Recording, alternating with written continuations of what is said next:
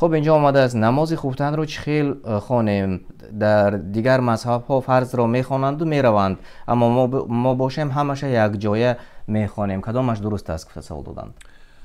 وقتی که خفتن را فرضش را میخوانید، انسان در اختیار است. خواهد سنت را هم در مسجد میخواند و خواهد در خانه میخواند. جناب رسول الله صلی الله علیه و سلم گفتند که بهترین نماز بنده در خانه است. اصلا نماز انسان در خانه بهتر است، غیر فرض.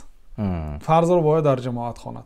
اگر ما هم سنت هم ویتر را در مسجد خوانیم، پیامبر صلی الله علیه و سلم میگه که خانه های خود را مانند قبرستان نکنید.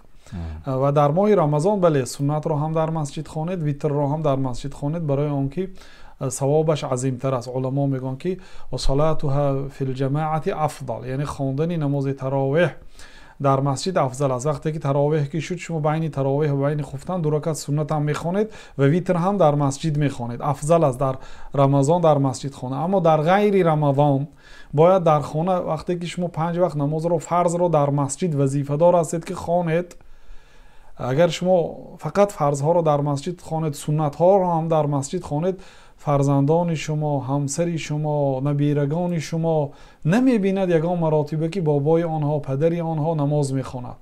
وقتی که مثلا پدرت کجاست، پدرت را فریاد کن، میگوید پدرم نماز خوانده ایستادند. این تاثیر عینه در خانه سنت وقتی که انسان میخواند، کودک شما را میبیند. کودک تقلید به پدر و مادر میکند. کودکای معیده‌ای که پدر و مادرشون نماز خوان است، بینید همشون تقلیدی نمازخوانی دارند. از این تعلیم است. و خانه هاتون مانند قبرستان نشود. این دلالت میکنه که در قبرستان قرآن خواندن منع است. خانه های خود را مانند قبرستان نکنید. نماز خواندن هم منع است. برای چی؟ هم قرآن هم نماز. برای اینکه خانه هایتان را مانند قبرستان نکنید و در خانه هاتون سوره بقره خوانید. خانه ای که در اون سوره بقره خوانده میشد، از اون جن و شیاطین میگریزد. و اینچنین در خانه هاتون نمازهای سنت خوانید تا اینکه به خانواده شما فیض و برکت نازل شود و فرشته ها درآیند و جن ها گریزند. و اینچنین تعلیم و تربیت برای فرزنداتون میشد که پدرم این گونه نماز میخوندند، پدرم در نماز فلان عمل ها را اجرا میکردند، تعلیم میگیرد.